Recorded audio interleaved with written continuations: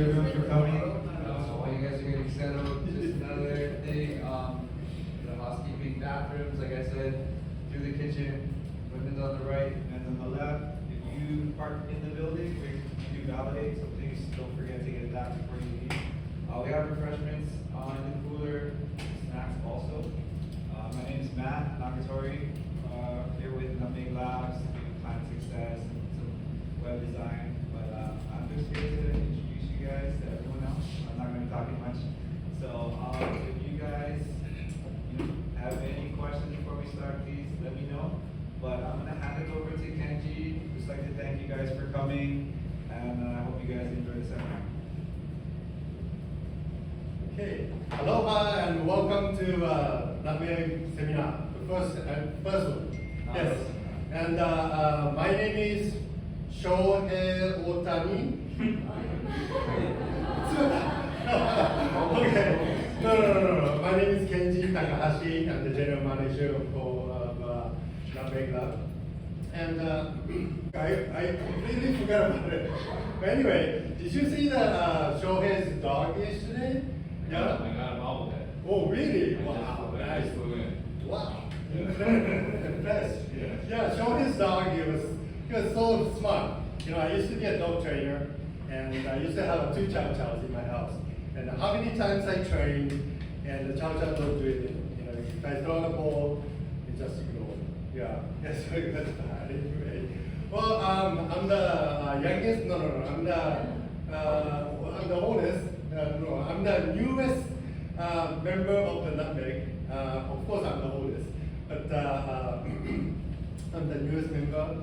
I just joined the Nutmeg in June, so I'm still learning. But it's so exciting, and so basically we're a new company. So we're gonna explain who we are. So Takashi-san and Andrew-san formed the established company back in 2018.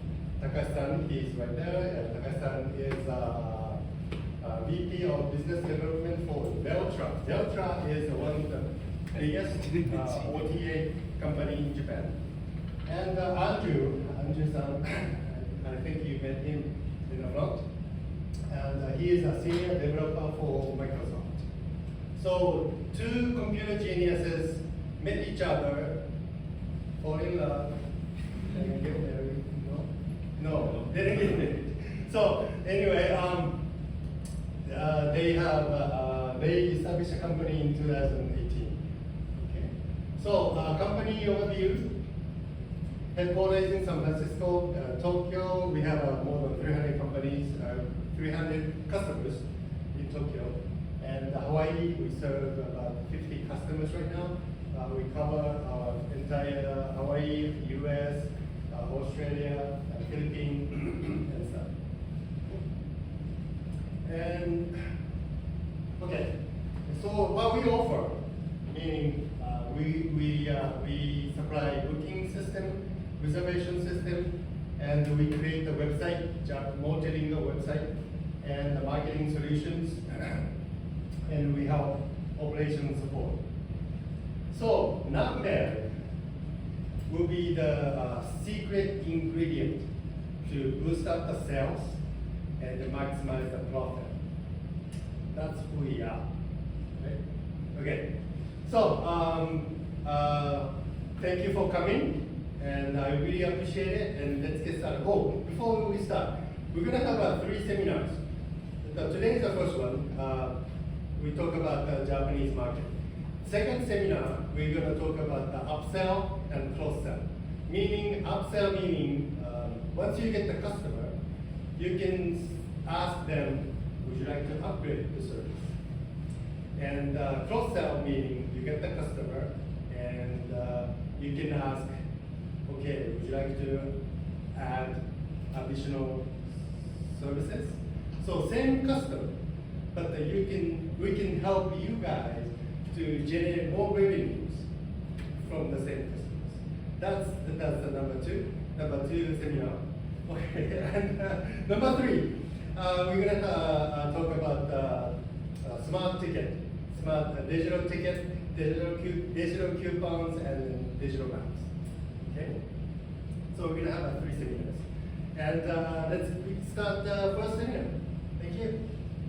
Hey, thank you everybody for being here. Really do appreciate it. Also, just wanted to let you know that if you want to ask a question during the presentation, feel free to scan that QR code, and it's going to take you right to this queue where all your questions will pop up anonymously, and then we can address them all at the end, or even throughout the conference.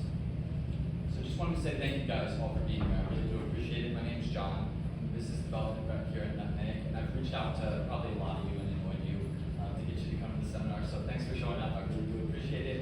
But hopefully we're able to deliver some insights that are valuable to you guys today, and not make it like a timeshare meeting, or not make it like, you know, something. So with that, we'll kick it off. I just want to say good afternoon. Thank you for being here today. We're gathered here to celebrate the marriage of Takashi and Andrew. Just kidding.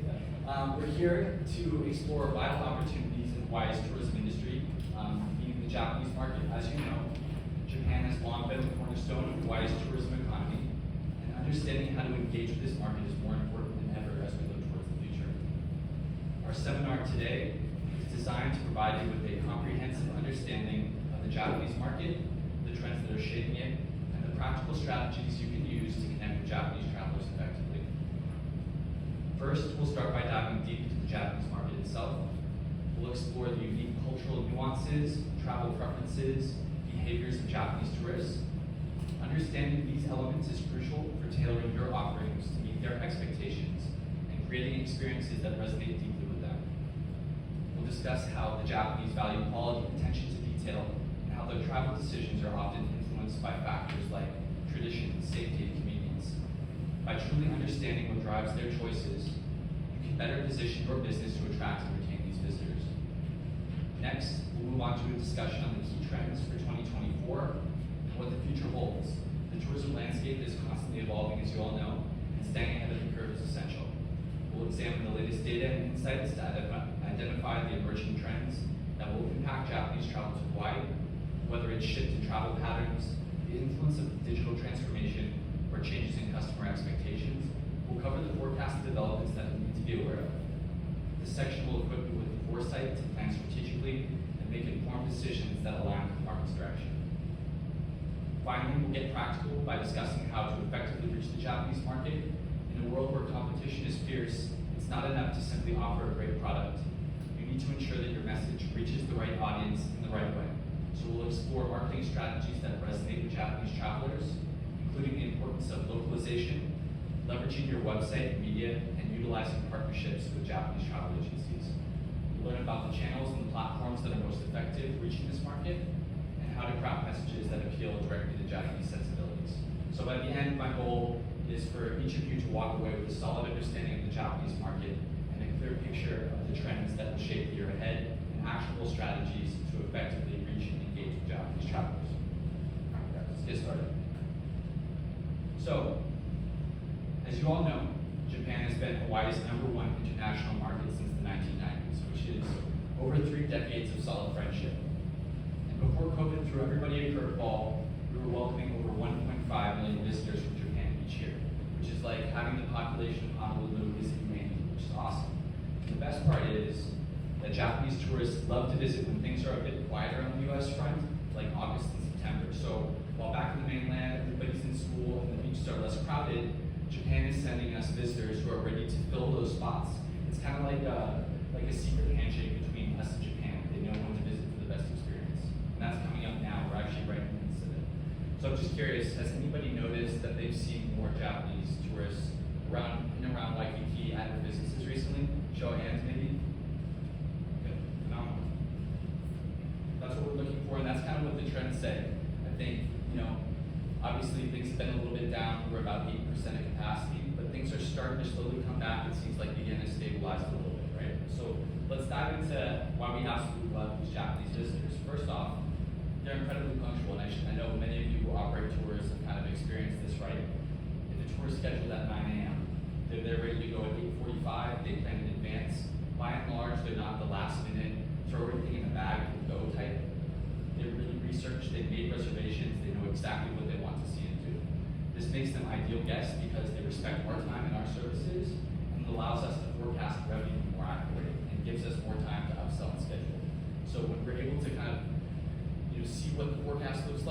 able to do things like upsell, like Kenji alluded to. And let's not forget how much they respect our operators and the island itself, whether it's showing up with a smile or treating the land in cultural reverence. Japanese visitors bring that sense of mindfulness that's truly refreshing. So they're here to enjoy Hawaii, but they're also here to honor it. It's the perfect type of customer. It also doesn't hurt that traditionally they have a little bit more money to spend. And again, the yen has changed things a little bit, but I think that's coming back. They're willing to pay a little bit more for a premium service or an elevated experience. And now in the last year, the yen has been in flux, and it's certainly affected spending patterns, but recently it appears that the yen has stabilized, so that's a great thing for operators, and maybe not the best thing if you're hoping to take a cheap trip to Japan. So now let's take a look at some numbers. Before the world turned upside down with COVID, Hawaii was rolling out the welcome mat to an average of 1.5 million visitors from Japan each year. That breaks out to around 4,400 Japanese tourists arriving daily. This made Japan our third largest tourism market, right behind the US East Coast.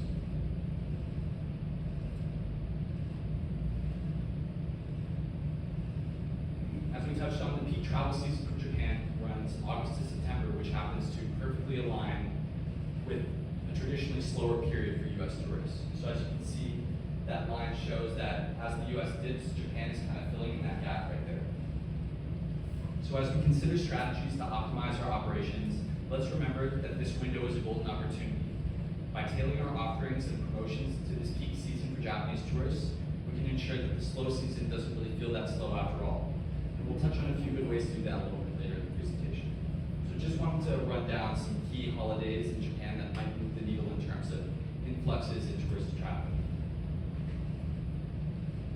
So first up, you have the New Year's holidays, December 29th through January 4th. During this period, we saw an average of 6,532 Japanese visitors per day in 2019. Now, while many of us are recovering from our own New Year's celebrations, our friends from Japan are ready to start the year off right by trading the winter chill for our sunny beaches. It's like their version of hitting the reset button with a Mai Tai in hand instead of a mug of Baileys and coffee. Let's do it during winter. Next, we have spring break, March 20th through April 7th. In 2019, this brought in around 5,408 visitors a day. Unlike the stereotypical college spring breakers we might be used to, Japan's spring breakers are a little bit different. They're often family and students that are looking to enjoy quality time together. Think less party on the beach and more explore the culture and natural beauty of the islands. It's the perfect time to showcase family-friendly activities and experiences. Then comes Golden Week, April 29th through May 5th, with 5,322 visitors each day. It's a collection of national holidays in Japan that creates an extended vacation period. For many Japanese travelers, it's the ideal opportunity to take a break. And for us, it's like having a week-long festival where guests are eager to indulge in everything from local cuisine to shopping to sightseeing, and it's time to roll out those special offers and events for those customers. And then lastly, the Obon holiday. So that's August 13th through August 15th. This is a short but very significant period, and it brought in around 5,927 visitors in 2019. Obon's the time when many Japanese honor their ancestors, and some choose to spend this reflective holiday immersed in the tranquility and natural beauty of Hawaii. It's a great occasion to highlight cultural experiences and serene retreats that resonate with the spirit of Obon. So I'm just curious now, if anybody would like to raise their hand, is anybody doing anything in particular for these holidays that are specifically reaching out to customers at this time, whether it be Golden Week or Obon, anything like that? Does anybody have anything they do for their operation? No? Okay.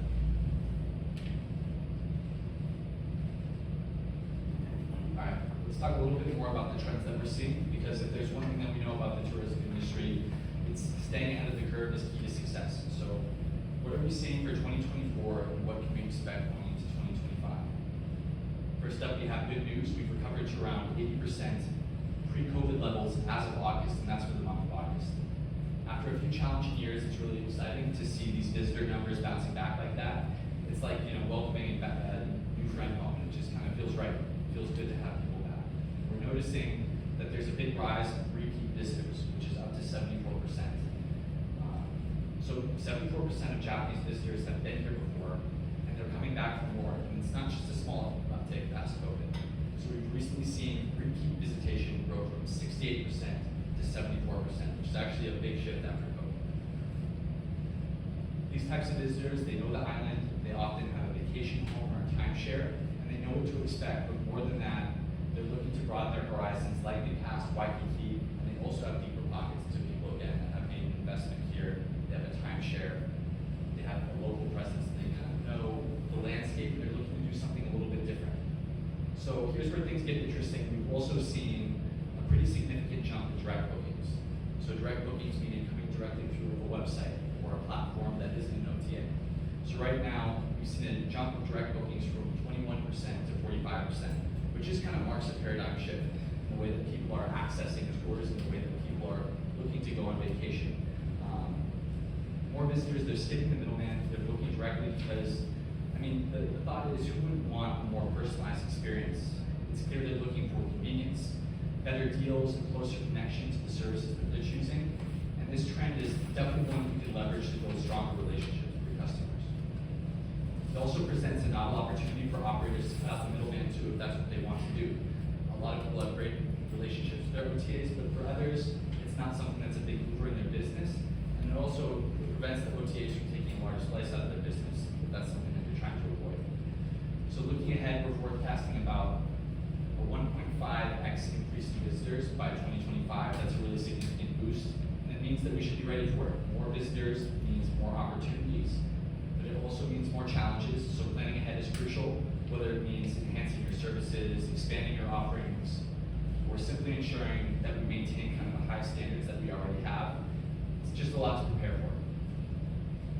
So another question I'm going to pose to a group is, do you kind of see that new wave of Japanese customers coming back as something that can be influential to your business? Did you see it in the past? Is it something that you hope to see again? Show of hands. Yes, no. Phenomenal. So once again, visitors from Japan made a big comeback, 8% of pre-COVID levels, which is a huge milestone. It's also a testament to both the resilience of our tourism economy and the strong connection that we do have with Japan.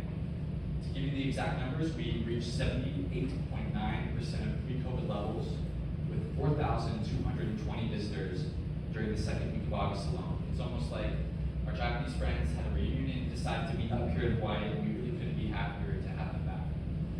So now let's talk about capacity, because getting there is half the battle. So in August, air capacity saw a significant boost compared to June 2023, with 283 flights, which is a 36% increase, and 79,054 seats, which is up by 42.6%. It's clear that as soon as flights become available, visitors are ready to book their tickets and come back to experience the beauty of Hawaii. So looking at these numbers, it's evident that the recovery is not just a slow crawl, it's a sprint. We're getting back on track faster than anticipated. And this momentum is something that we can build on as we head into 2025. So while we're not at quite 100%, we're well on our way. With the continued increase in air capacity and the steady return of Japanese visitors, it won't be long until we're back at full strength. So kind of touching on what I said earlier regarding the shift towards direct bookings, the pandemic has definitely shifted how people approach travel, and we're seeing this clearly in the numbers. In 2023, a whopping 74% of Japanese travelers to Hawaii were repeat visitors, 68.3% before the pandemic, and the trend isn't a blip, it's continuing strong into 2024.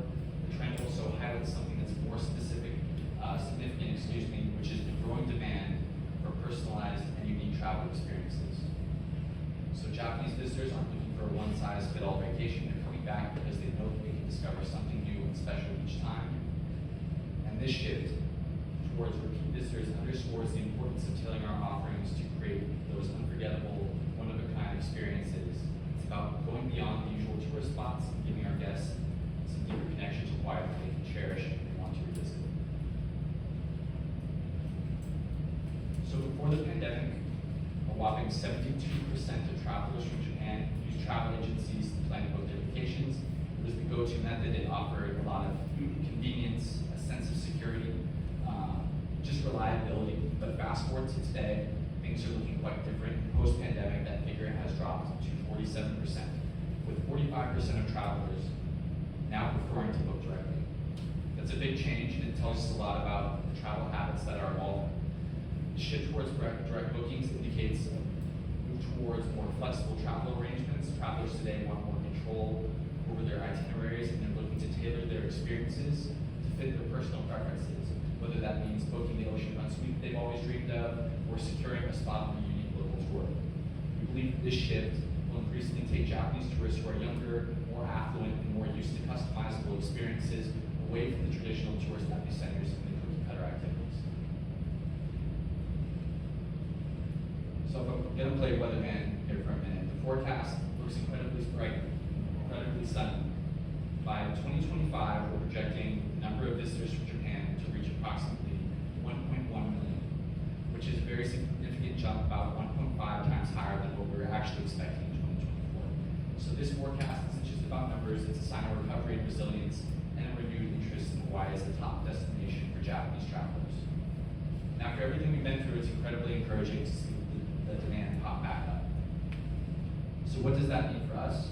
It means that we have an incredible opportunity to prepare for this influx, to ensure that our services and our accommodations and our experiences are ready to welcome these visitors with open arms. It's about getting ahead of that curve again and making sure that Hawaii remains on the top of the list.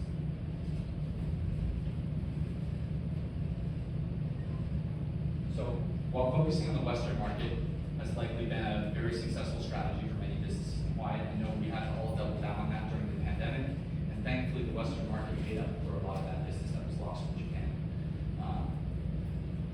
The Japanese market still can't be overlooked, with numbers of visitors from Japan projected to reach approximately 1.1 million by 2025.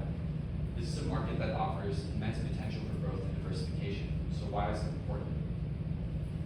First, relying solely on the Western market can leave your business vulnerable to fluctuations in demand. The travel industry is notoriously unpredictable, and factors like economic downturns, travel restrictions, or changes in consumer behavior can significantly impact visitor numbers from the US and Europe. By expanding your reach to include Japanese tourists, you're not just tapping into a new revenue stream, you're also creating a buffer against these uncertainties.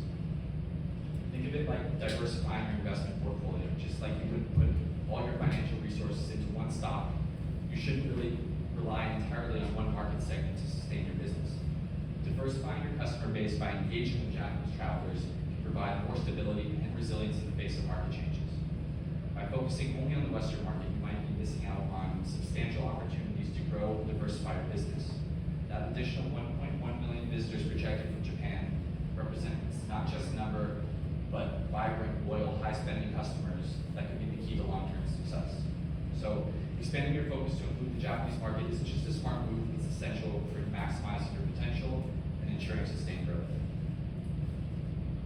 So how do we reduce the Japanese market? Go back. So there's 3 key strategies, and this is something that they can help out a lot with, but it's building a bilingual website, doing SEO with effective keywords, and relying on Japanese OTAs and also our traditional OTAs too. We don't want to cut them out of the picture. They're still a vital part of kind of the overall strategy. So now when you say a bilingual website, we're not just talking about slapping on a Google Translate widget and calling it a day. It's about building a seamless experience that feels natural and inviting to Japanese users. This starts with their URL structure, one that's easy to navigate and makes it simple for visitors to find what they're looking for no matter what language they're using. And we can't forget the technical side too, and I might lose some people here, but there's something called HRE lang tags. These tags might sound a little bit technical, but they're key to guiding search engines and ensuring that your content is shown to the right audience in the right language. It's like basically putting up a road sign that says, hey Google, this page is for Japanese speakers. It helps your site rank better in Japanese search results and ensures that users land on the correct version of your site. And trust me, when your site is easier to find, that's really half the battle. That's one. It's not just about the structure, it's about the content. So localizing your content is where this magic happens. It means going beyond basic translations to ensure that your content truly resonates with Japanese users. It's about understanding cultural nuances, using language that feels familiar and friendly, and making sure that every word reflects the high quality that you want your visitors to experience. So everything should, premium, high quality, something that Japanese users resonate with.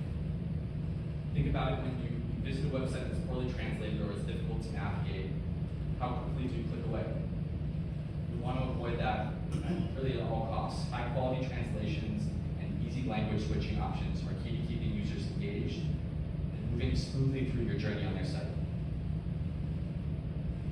As we've discussed, the period from August to September presents a golden opportunity to fully capitalize on this peak season. There are several strategic actions that you can take, many of which start with your website. So first, tailor your website content to this specific period. So if you're trying to just leverage that exact peak, consider creating a dedicated landing page or promotional banners that highlight special tours, experience, or discounts available exclusively for August and September.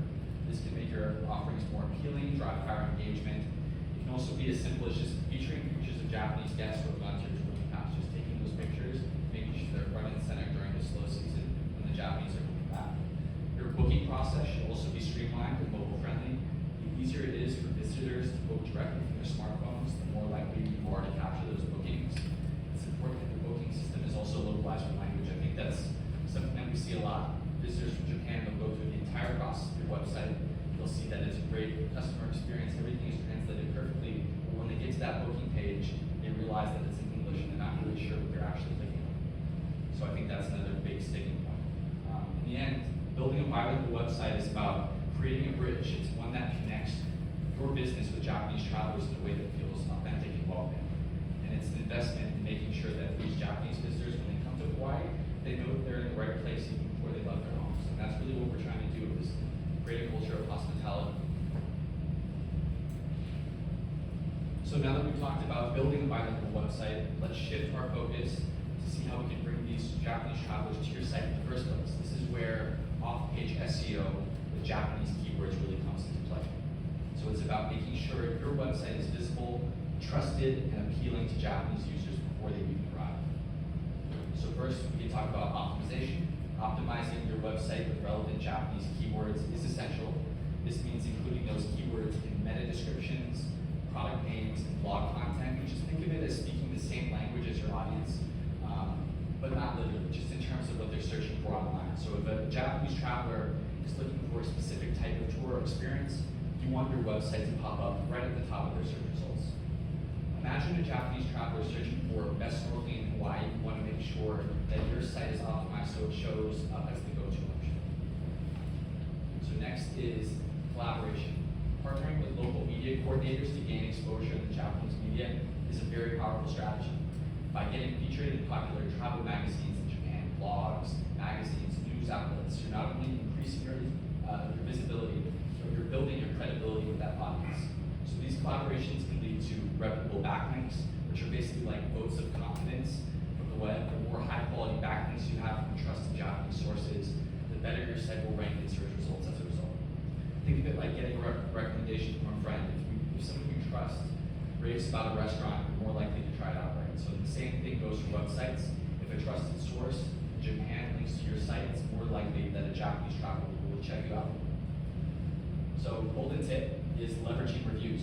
Sharing reviews from Japanese guests in their native language on your website can do wonders for your SEO efforts. Not only does it provide fresh, relevant content for your site, but it also builds trust with potential visitors.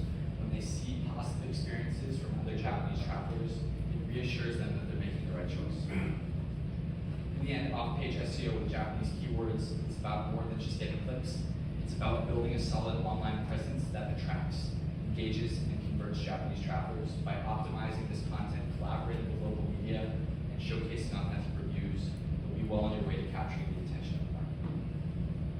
So just wanted to touch on some success stories, and this is when it gets a little shameless pluggy here, but just wanted to show you some people that have built websites that utilize these techniques with Nutmeg and the results they've seen. I think it's something that's really powerful. So this is company A, and I don't want to disclose exactly who these guys are, but they're partners of ours.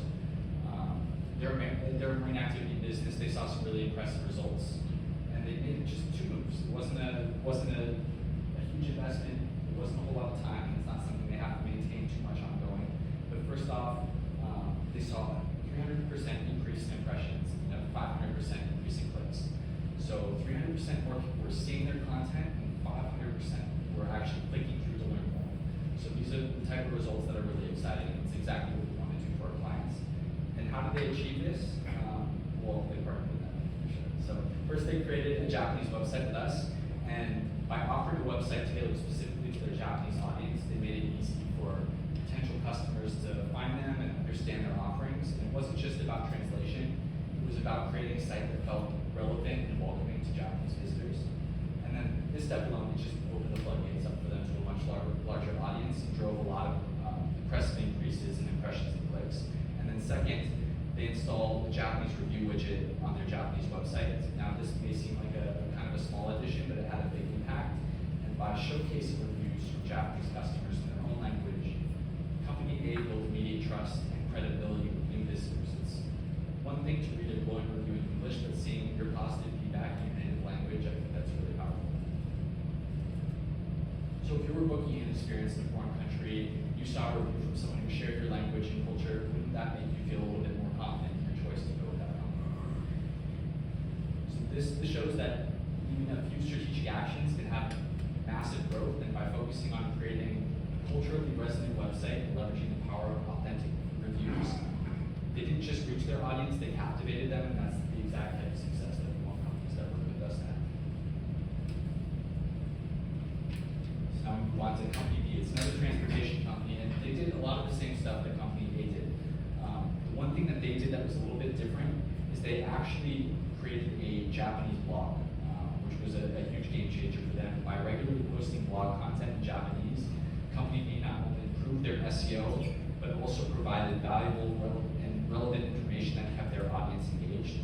And that's exactly what we want to do. We want to keep them on the page, we want them to keep coming back for more, and to look at you as a source of truth. These blogs were tailored to the interests and questions of Japanese travelers, making company B a trusted source of information and increasing their online visibility once again. So their success story shows the power, again, of localization, but also providing helpful insights that really appeal to customers day over day. Like you can see, their impressions were up 107%, clicks 170%, just across the board. Did a really amazing job of revamping their site and bringing in new eyes. And then quickly touch on company C. But company C did 1, 2, and 3, the same things we just touched on with company B, but they saw even better results. So impressions up 235%, clicks up 216%. I mean, you can take a look at the numbers, millions of impressions, thousands and thousands of clicks. So this is the type of thing that we want to see. These are companies that, for the most part, went from having nearly no Japanese presence to overnight harnessing the power of this market, really seeing the results. And I think what happened during COVID is a lot of people stopped playing in these markets, and they said, no, this is dead. We don't know when they're coming back. We're not going to invest here. And these guys made the investment early and paid off. So going to OTAs, here's another effective way that we can connect Japanese tourists for sure. And again, I think this is still a completely relevant strategy. Again, we've seen that the shift is kind of going towards more direct bookings, but there's still a huge segment of the Japanese market that relies on OTAs to do a lot of this stuff for them. So it's really important to connect with them as well. So these platforms, they're widely used by Japanese tourists to find and book their experiences in Hawaii, and that makes them a crucial part of their strategy if you want to reach this market.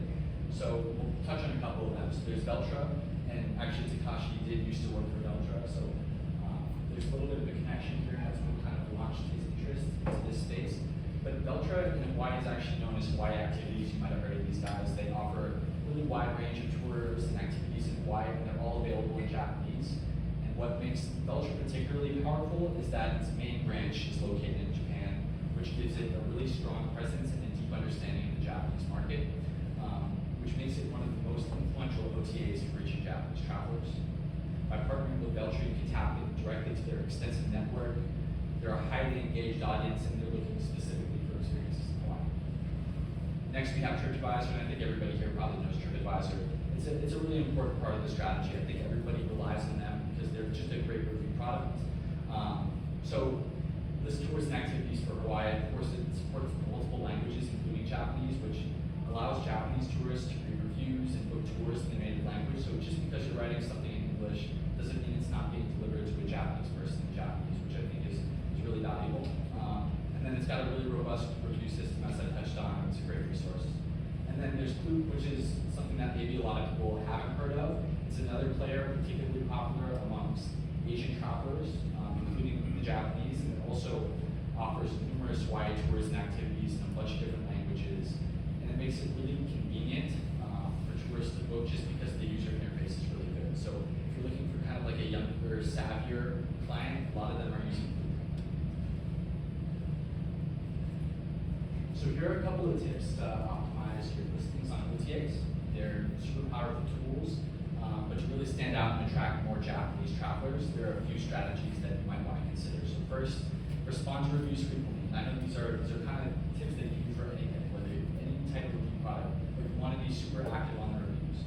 They're incredibly important, especially in the Japanese market where trust plays a really huge role in decision making. By responding to these reviews, even the negative ones, you show potential customers that you're engaged and that you care about the experience.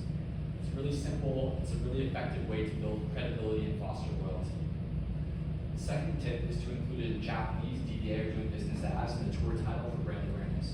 Just a simple trick like adding your doing business name in Japanese to the tour title can significantly enhance brand recognition. This helps Japanese travelers instantly recognize your brand and make them connect with your offerings with a trusted name. It's a really small change, but it has a big impact on how your listings are perceived. So, I mean, just like imagine seeing, a familiar brand name in your own language while browsing tours. It just instantly grabs your attention and builds that trust. So third tip is using Japanese keywords in the tour title to make your product really outstanding. So you want to make your listing stand out, so you want to consider using unique Japanese keywords in your tour titles. These keywords should be relevant to the experience that you're offering and resonate with Japanese travelers and what they're searching for. This not only improves your visibility in search results, but it also makes your listings more appealing and more specific to your target audience. So just think about what makes your tour really, really special, and then imagine how you convey that in a few words that will catch the eye of a Japanese traveler scrolling through dozens and dozens of options, because that's really what they're doing. You don't want to get lost in that sea of reviews or products or tours. You want to find a way to make yourself stand out as quickly as possible. So these 3 tips, responding to reviews, including your Japanese DBA and titles, using unique Japanese keywords can significantly boost your listings on OTAs and help you stand out. And if you're looking for more ways to optimize your listings, another shameless plug, we'll be sharing additional insights in our blogs. Check that out. So show of hands, how many people are listed on an OTA like Veltra or TripAdvisor? Have you guys heard of Clue or any of those? No? So, guys, we're getting to the end, and before we wrap it up here and everybody goes and gets drinks, just kind of wanted to share some final words. It's clear Japanese tourists continue to play a really crucial role in Hawaii's tourism industry. With a strong recovery in air travel and a growing preference for direct bookings, now is the perfect time to focus on capturing this key market. To do this effectively, it's essential to optimize your website with Japanese language support and relevant keywords. This ensures that Japanese travelers can easily find and engage with your offerings. Additionally, leveraging Japanese OTAs and encouraging reviews in Japanese can significantly boost your credibility, making your services more appealing to potential customers. And by aligning with these trends, you can not only enhance your visibility, but also strengthen your connection with Japanese travelers. This approach will not only help you attract more visitors, but also drive steady business growth as we continue to move forward. And remember, the key is to stay ahead of the curve by adopting these preferences and expectations of the market. By doing so, you're setting yourself up for success in Hawaii's most important tourism center. All right, thank you guys. And I just wanted to open it up. One last question. If there's one of these strategies that you think would be easier that you want to implement today, out of the kind of the 3 main strategies that we discussed, which one would it be? Anybody?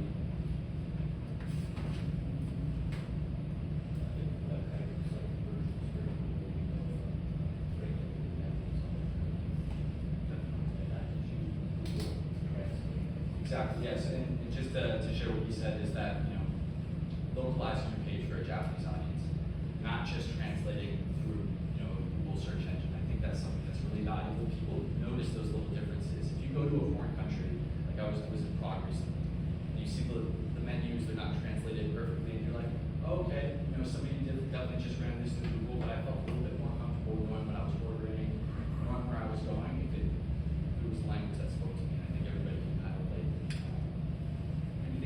guys that you would want to implement, maybe in the next, we're right in the middle of this right now, we're right in the middle of kind of like the Japanese uptick. So anything in the next 30 days that you guys would consider implementing?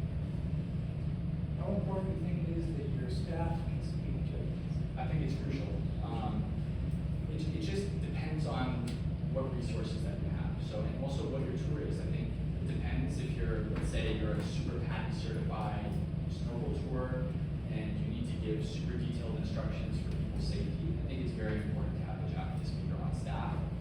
That being said, I think Japanese also kind of understand that, hey, we're coming to a place where we speak primarily English and they're pretty comfortable adapting to tours that are in English and they can kind of figure it out. So it depends, but also as long as you have a partner that can help you kind of localize your presence, I think it's more important on the inbound end as opposed to the actual experience end. So as the funnel is opened up, I think it's really important to look the part to understand that audience and to bring them into the funnel. But when they're there, I think you just delight them like you would any other guest.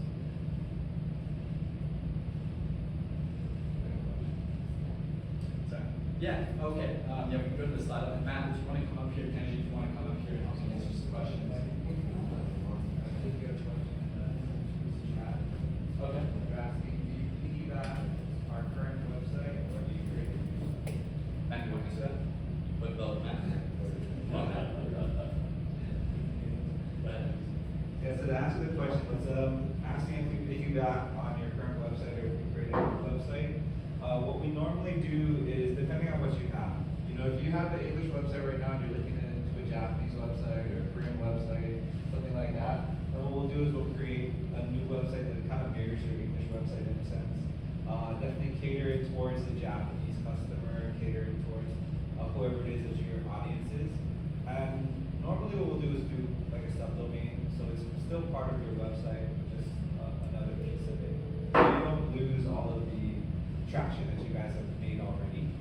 Some people, they do want to have a brand new site. We've done English sites for people, or they've had Japanese sites that they weren't happy with, and we've taken over that. We've done all that for them as well. So it just depends case by case. But Josh talking about today more about the Japanese customer. I'm sure most of you guys have English websites already, and I'm sure you guys have some traffic going to that. So what we'll do is we'll kind of piggyback on that, the traffic that you guys have made, and then just kind of create a new segment of your site for customers to find. Go ahead. You mentioned the importance of having, I guess, a Japanese language checkout process. Do you guys have your own booking engine, or do you have one? Definitely, yeah. The booking engine actually was born in Japan. Okay. So it's actually really, really set up for that type of customer, the way that they look at websites, the way that they think. So everything is complementary to that right there. We do, have development going on right now to obviously reach out to the westbound English-speaking customers as well. But when it comes down to Japanese kind of psyche, when it comes to buying things online, it's created specifically for them, like native for them in a sense. Thank you. Well, I see you guys had mentioned here that there's basically an upsell, something that you continue to offer customers, let's say book or offer. Absolutely. Yeah, I think it just offers you the time. So traditionally, Japanese customers, they'll book weeks in advance for their trip. Unlike a lot of Western customers that have been doing things a little bit like fly by night by the seat of their pants, and it's difficult to kind of have that time to plan and retarget. Exactly. So what you can be doing is sending follow-up notifications, alerts via email, and just saying, hey, I saw that you signed up for this basic tour. Would you like to add this option? For instance, would you like to add, another hour of parasailing? Would you like to add something like that? Yeah, so it gives you more time to retarget.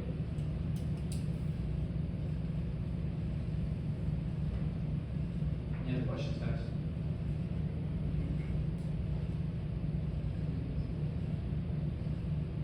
Sorry. I did, yes. Also, if anybody was curious on how to use that, you scan the QR code with your phone, and then you can submit a question anonymously if you don't want to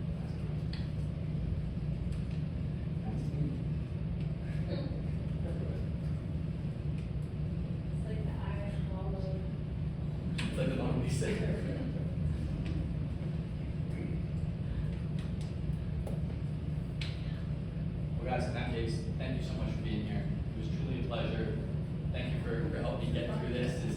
first seminar, so we'll do that one okay.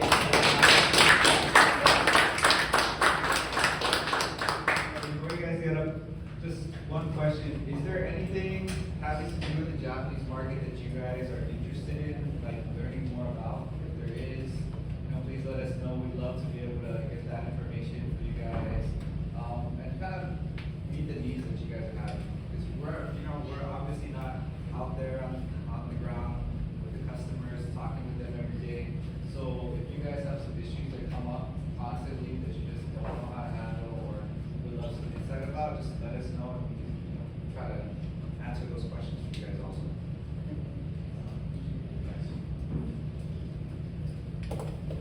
All right. Beer, wine, canapes,